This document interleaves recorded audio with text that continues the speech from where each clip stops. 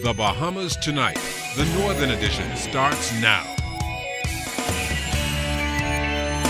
It's the Bahamas Tonight, the Northern Edition. Good evening, all. I'm Shishina Roll. As always, it is so great to have you with us. Topping news, ZNS News has confirmed that the Grand Lucan Resort has commenced the process of terminating a group of workers from that hotel property. At last report, some 30 employees have been terminated. This coming following opposition from the Commonwealth Union of Hotel Services that represents the employees at the hotel. The union's attorney, Obi Ferguson, telling ZNS News today that the terminations were not in compliance with the union's industrial agreement. There is an agreement in place. The agreement dictates that certain things ought to happen before you reach to discretion of making them redundant. And they haven't done it. So if they fail to follow the law, they will be made to account for those workers and pay the appropriate damages, and possibly we're going to look to the court for reinstatement of every one of those workers that they fail to follow the procedures. Because you can't you just can't willy-nilly change the laws. It ain't going to happen. We're not going to allow that to happen in the Bahamas. Now, the Director of Labor, Robert Ferguson, telling ZNS News that management of Grand Lucan did give notice of the terminations and made a commitment to have the affected workers rehired by the companies that will be responsible for outsourcing the services. The attorney, Ferguson, says his commitment was not communicated with the union. Government must intervene in order to resolve this matter. They can't sit there and not do anything about it. See, they told the Director of Labor something that they never even mentioned to me. They said all the people the employment will be continuous with the new company. Well, they never said it to us. They have had no formal meeting with the union. And they're obligated to meet with the union under Article 22 of the industrial agreement that is in place. I'm waiting for a reply. We asked the Prime Minister who runs this country. He's the man that runs this country. We ask the man to intervene in the interest of our people. Now, the union has applied to carry out a strike vote on Friday. Attorney Ferguson says the union is adamant that it will protect the rights of the workers at that property. And tonight, the leader of the National Congress of Trade Unions is coming to the defense of the Commonwealth Union and the terminated workers at the Grand Lucan Resort. Here's Sabrina Brown with this report. President of the Bahamas Public Services Union, John Pinder, says it's an all too familiar story on Grand Bahama, Bahamians being sent to the unemployment line without just cause. Pinder reacting to the recent layoffs at the Grand Lucan Resort. He says for years now, the National Congress of Trade Unions and the BPSU have been calling for an amendment to the Employment Act, which he believes can address the many labor issues in the country. No employee should be terminated without just cause. 2, where an employee is made redundant, that position should not be renamed and given to another employee. And where an employee is made redundant, they should be given an opportunity to fill any vacancy that they are suitable for within that business establishment. Or if the employer at some point reopens that position, they should be given an opportunity to fill it. The union leader also responded to claims that permanent workers are being let go and offered casual positions. Redundancy was intended for businesses to kind of downsize or right-size the business establishment, not to disadvantage long-serving employees because they do not wish to pay them benefits and then try to bring them in as relief workers or casual workers. Where do you ever hear of a hotel property that's actually making security officers redundant and then trying to bring them in with relief workers or trying to force them to work for some private company? He's also troubled by the alleged union-busting tactics in the workplace. I have been advised that a number of persons were terminated just because they were part of a union on that particular property in Grand Bahama. And so we must now call for the Minister of Labor to immediately enforce these amendments, and this, we believe, will be able to help protect the jobs of workers in our country. Sabrina Brown, ZNS Network News. Well, Grand Bahama Police making significant inroads in the war on drugs. After conducting surveillance in the East End area, officers uncovered a massive marijuana field and some high-powered weapons. $16.8 million. That's the estimated street value of the drugs police officials found in East Grand Bahama with the assistance of aerial patrols. The discovery led the media and police officials through a track road. The massive marijuana farm included some 167,000 plants and 27 plots spread over 2 miles of land. Officer in charge of Grand Bahama, Assistant Commissioner Emmerich Seymour, says this farm was well organized and professionally cultivated. What I have here, what I'm holding, is a female marijuana plant, and as you can see, it's budding, and this plant will, as you would perhaps can appreciate, will multiply in very short order, thereby causing other plants to spring about. The soil is rich, lends to the fact that the place was well taken care of, was well cared for. The areas on which this marijuana discovery was made was well taken care of. So persons who are in fact responsible for this know exactly what they were doing. A makeshift camp, personal and food items were also left behind. He says some evidence suggests that there may be Bahamians as well as foreign nationals involved in this matter. Notwithstanding we haven't caught them yet, I'm happy to know that we would have disrupted this nefarious trade in that these particular plants will not get on the streets of Grand Bahama or nowhere else for that matter.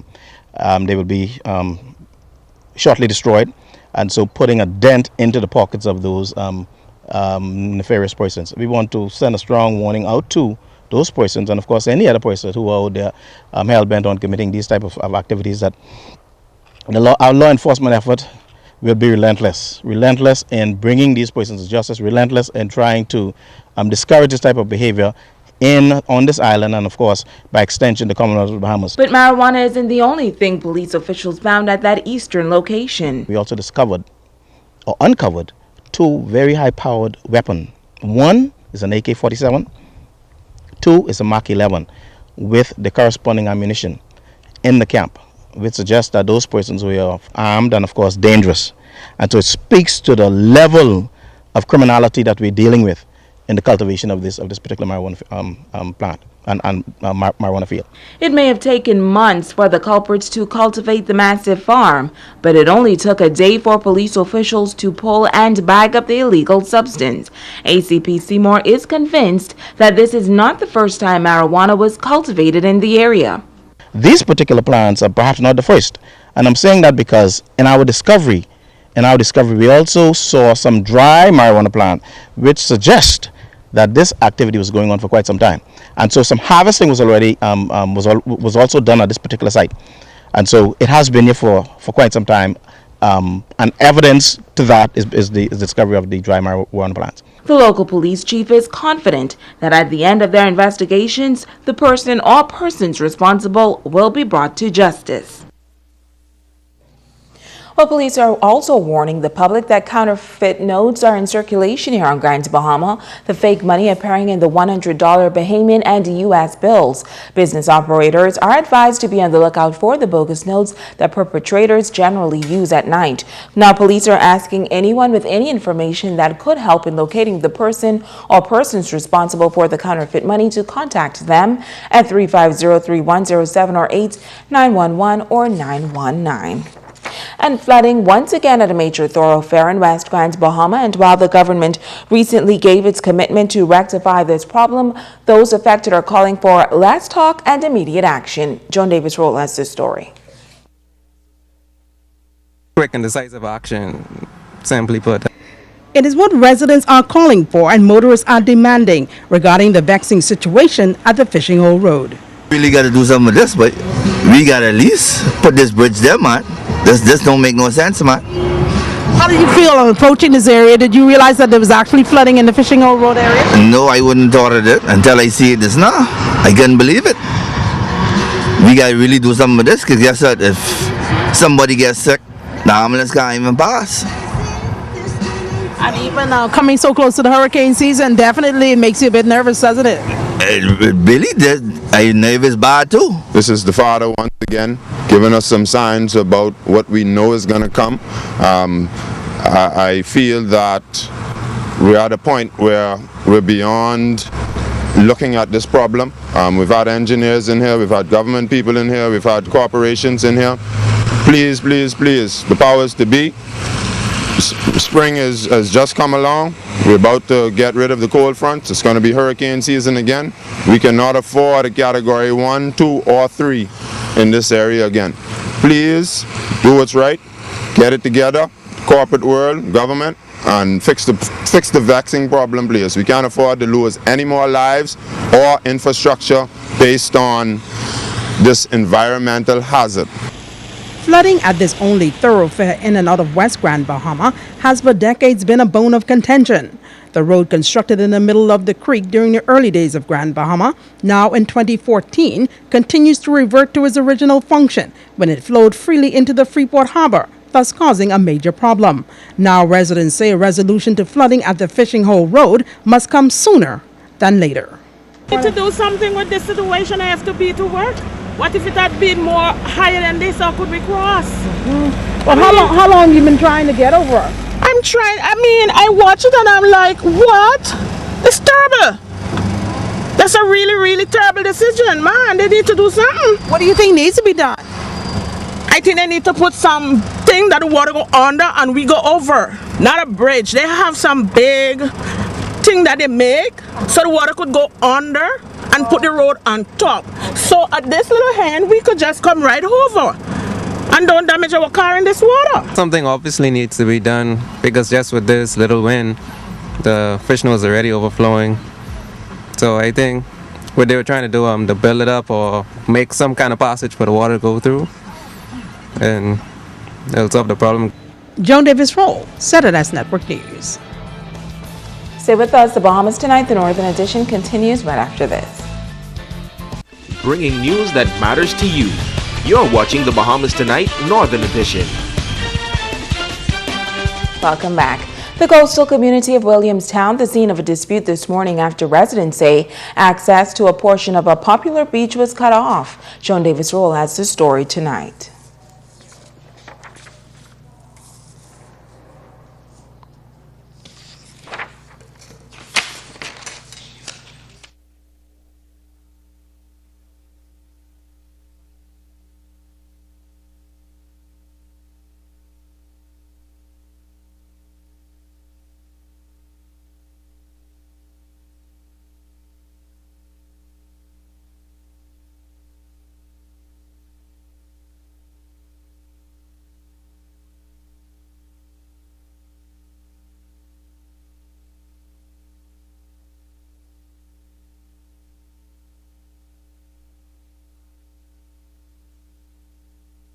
That story for you in tomorrow night's newscast. In other news, the fight against HIV and AIDS continues on Grand Bahama. The Red Rose Ball Committee, which is responsible for AIDS education on the island, is preparing for one of its signature fundraising events. The all-white affair will be held on May 17th at the Grand Lucan Resort, and Chairman Odette Knowles says the committee has invited a young, prominent entrepreneur out of the nation's capital to be the guest of honor this year. This year we gave it a little twist because we're dealing with so much of the youth and we're trying to really get the message across to them. We decided to get someone who can speak their language and, you know, bring that message across to them. So this year we have Miss Leslie Miller Bryce, who is our guest of honor. Now, businesswoman Leslie Miller Bryce was overwhelmed by the invitation. Way that I could turn such an awesome cause down and not want to take part and be involved with this initiative. With HIV and AIDS so prevalent in our country and us being number 2 in the Caribbean, there is no way I can turn a blind eye to this cause and not come on board. So I'm truly, truly excited and very honored that they decided to use me as the face for the campaign this year. Well, Leslie, who is marketing director at Mario's Bowling Palace in New Providence, says she's already working to get other corporate citizens on board. She also plans to take the message of HIV and AIDS prevention into local schools. Stay with us. Ricardo Lightborn has a check on sports when we come back.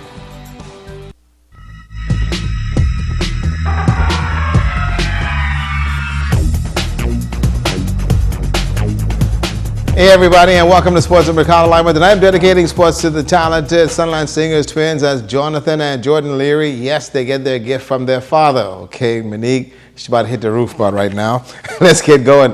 The Grandmama Little League Legacy is also a must taken on the weekends, folks.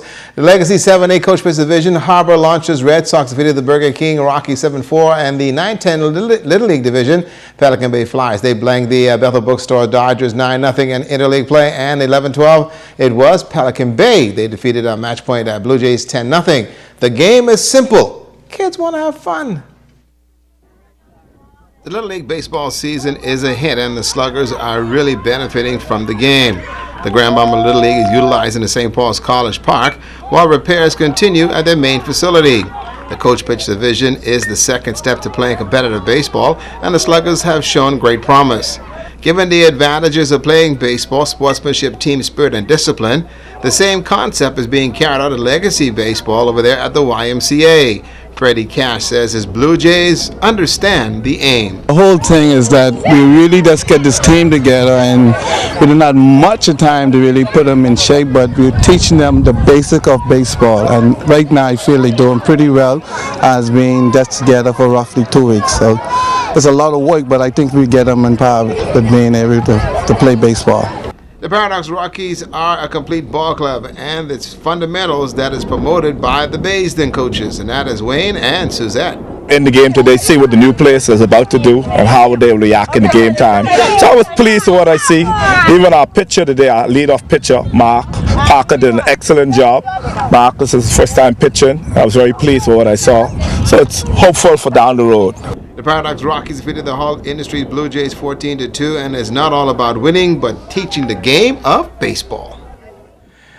Well, folks, the Association of Independent Association announced that West Virginia Tech junior guard Leon Cooper Jr. has earned all-conference honorable mention, and his efforts during the 2013-14 season. Leon Jr. averaged some 13.1 points a game, recorded a game-high 21 points on March 8th. That was against Cal State San Marcos. Leon also led the Golden Bears in blocks in points 5.7 per game, and according to a total of some 16. The West Virginia Tech closed out the season with a 19-13 record, and Leon is being called a dunk highlight reel the guy can play. I want to say congratulations to all the folks up there in Maidatown.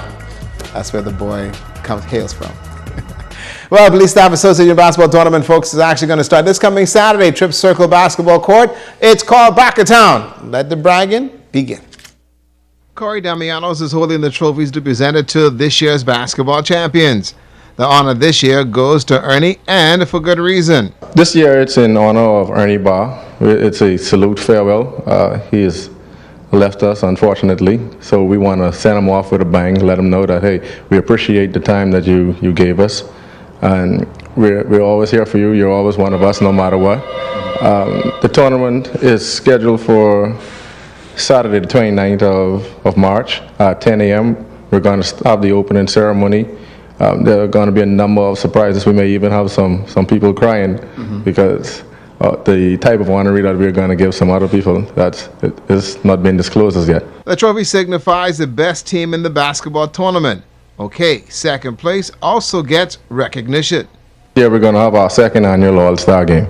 We'll have the senior officers, Mr. Emmerich Seymour and his team, going up against the Saturday morning ballers, the older guys at Jack Hayward Gym.